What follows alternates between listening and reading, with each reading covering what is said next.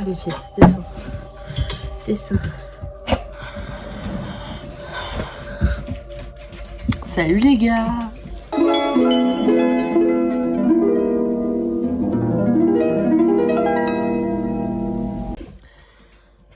Salut les gars, j'espère que vous allez bien. Aujourd'hui on se retrouve dans le setup que j'avais fait au début dans ma première vidéo pour une petite vidéo assez calme aujourd'hui.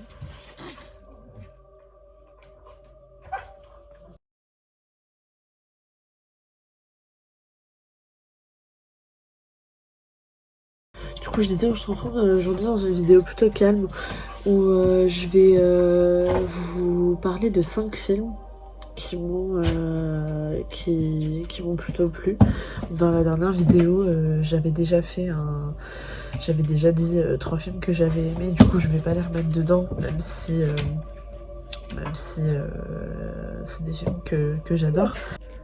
Je vais essayer aujourd'hui de vous donner des films qui sont soit assez connus, soit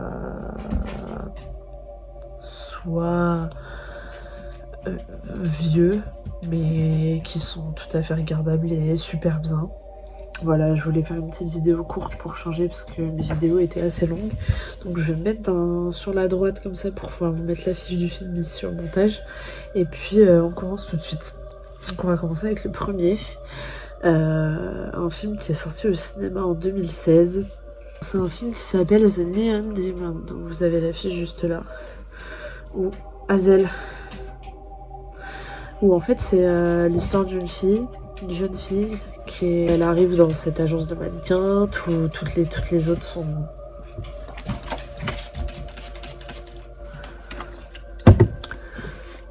toutes les autres sont hyper jalouses de cette fille parce qu'elle est trop belle et parce que elle réussit, parce qu'elle marche et parce que voilà.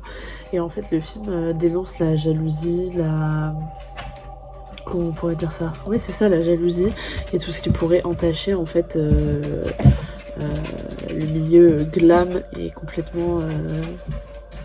Je suis désolée si ça bouge en fait, c'est que là je me rends compte que je suis sur une table qui bouge. Ce qui n'était pas le cas au début. Peut-être un peu mieux là. Bon, je vais essayer de pas toucher la table. Du coup...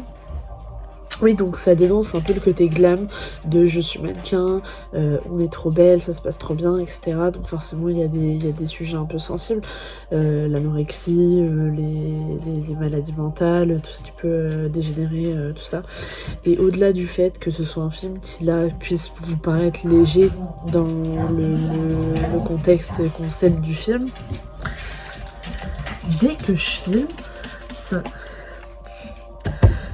il est hyper bien filmé au niveau de la couleur, au niveau du montage, au niveau d'un point de vue esthétique. C'est l'un des plus beaux films que j'ai vu de toute ma vie, concrètement. J'essaierai de vous mettre 2-3 photos.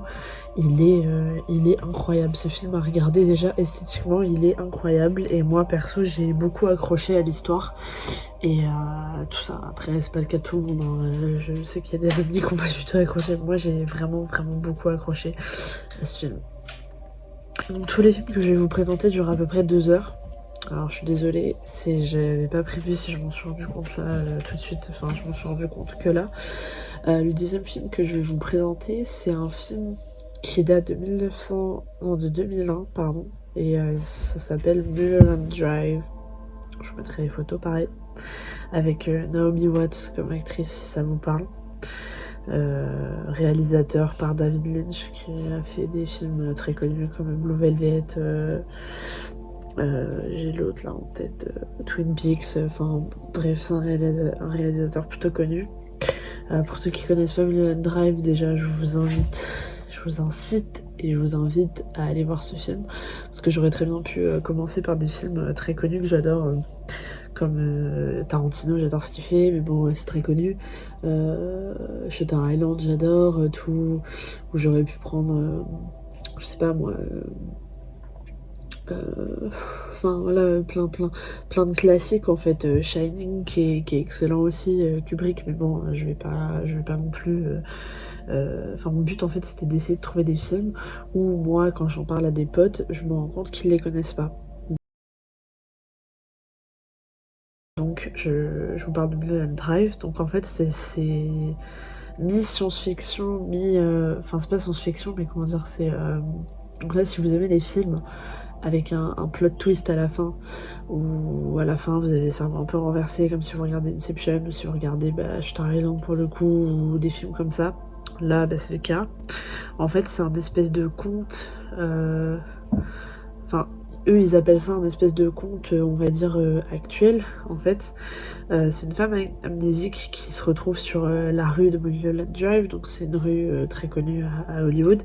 Et en fait, elle est amnésique et elle se retrouve en fait à aller dans un hôtel et à rentrer dans une chambre d'une dame qu'elle ne connaît pas pour se doucher, pour faire ses... Voilà, mais elle ne se souvient pas de la musique, donc elle sait pas quel âge elle a, elle sait pas comment elle s'appelle, elle sait rien, elle sait pas qui elle est, elle n'en sait rien.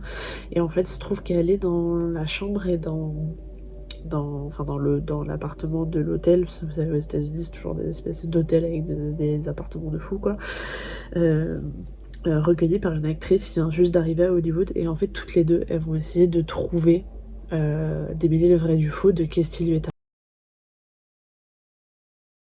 arrivé. Donc c'est un film hyper intéressant, faut le tenir parce qu'il dure 2h30, je suis en train de regarder là, il dure 2h30. Faut le tenir. Maintenant, moi je le trouve hyper intéressant, c'est un film super. Et une fois qu'on est plongé dedans et que voilà, si l'univers plaît aussi, si l'univers de Lynch plaît, le réalisateur, voilà, je pense qu'il y en a qui connaissent, mais Mulholland Drive c'est un film à voir. Une thématique de deux filles qui essayent un peu de trouver... qui essaye un peu de faire une quête. Il y a Thelma et Louise qui date de 1991, qui dure pareil 2 heures et quelques à peu près. Là pareil, si vous aimez les films avec une fin où vous vous y attendez pas, regardez-le. Je sais qu'il a beaucoup percé sur les réseaux il y a pas longtemps, parce que je sais pas s'il est allé sur Netflix, peut-être qu'il était. J'ai essayé de vous trouver des films qui étaient sur Netflix pour que ce soit plus simple. Thelma et Louise, pour pas tout spoiler parce que ça serait un peu con. Déjà, savoir que Thelma et Louise, c'est l'un des premiers films où Brad Pitt apparaît dedans. Enfin, où il fait une première apparition dans ces films, en fait, où il fait voilà, ses premières séances de cinéma. Donc pour les amatrices et les amateurs de Brad Pitt, allez voir Thelma et Louise si vous ne l'avez pas vu. Alors j'ai coupé parce que j'ai eu un trou sur ça. Je sais plus si c'est Thelma ou si c'est Louise, parce que j'arrive plus à remettre qui est Thelma et qui est Louise dans le film. Alors je sais bien, je vous présente un film, je vous dis qu'il est super, mais je me rappelle pas. Donc je suis désolée, ça a dû changer de cadre au moins 30 fois. Mais j'ai un problème de stockage interne avec mon téléphone, parce que pour l'instant je filme toujours avec mon téléphone. Du coup je disais, donc pour Thelma et Louise, c'est deux femmes qui partent en road trip. Donc Louise travaille dans un bar-restaurant et elle en a clairement marre de son travail, elle a qu'une envie, c'est partir et voilà. Et il y a Thelma qui elle vit avec son mari, qui est là-bas et dont la vie elle est pas heureuse, et donc du coup Louise lui propose de partir faire un road trip. Le problème c'est qu'elle s'arrête à une aire d'autoroute et qu'à cette aire d'autoroute Louise se fait, on va dire, courtiser par un homme. Sauf que lui, il veut aller plus loin et pas elle. Et du coup, il commence à avoir une relation sexuelle forcée, en fait, sur le parking. Et Louise arrive et tire avec un pistolet dans la tête du gars. Donc non seulement, au lieu de partir en road trip, ils partent aussi en cavale. Et donc voilà, c'est un super beau film. Je voulais vous parler d'un documentaire sur Amy Winehouse qui retrace toute sa vie, de quand elle est petite jusqu'à ses 27 ans du coup. Il s'appelle Amy, il dure 2 heures et il date de 2015 et c'est un film documentaire où on voit vraiment Amy Winehouse qui parle, qui est génial et qui est super. Et pour finir, je voulais vous parler d'un film qui est sur Netflix. Il me semble que j'ai essayé de vous prendre des films sur Netflix pour que vous puissiez regarder, c'est plus simple. Qui s'appelle Rencontre avec Joe Black, qui date de 1998 et qui dure 3 heures, avec Brad Pitt et Anthony Hopkins. Donc l'histoire, pour pas vous la spoiler, parce que c'est un film avec une fin, on va dire... Donc Anthony Hopkins joue le père riche d'un... Il détient une très grande, on va dire, entreprise. Et il est malade et un jour il se réveille, il a très mal au cœur. Anthony Hopkins il se réveille et il a très mal au cœur. Et en fait il y a un inconnu qui frappe à sa porte. Et cet inconnu il a pris une forme humaine. Je vous dirai pas comment, vous le verrez dans le film. Il a pris une forme humaine et c'est la mort en fait. La mort a tonné à la porte, a toqué à la porte de Anthony Hopkins, donc je sais plus comment il s'appelle dans le film. Et en fait, il lui reste 8 jours à vivre. Et donc pendant ces 8 jours où il a pris une forme humaine, en fait, Brad Pitt, qui joue donc la mort, il a le plaisir, on va dire, de pouvoir vivre une vie humaine pendant 8 jours. Et donc c'est un film dramatique, sentimental, très beau, très bien fait. Voilà, moi c'est un film que j'ai adoré. Bon, par contre il dure 3 heures, donc accrochez-vous. Voilà, un très beau film à regarder. Si vous êtes des sensibles et des amoureux de l'amour, allez-y à fond. Voilà, c'est tout pour aujourd'hui. Je voulais faire une petite vidéo courte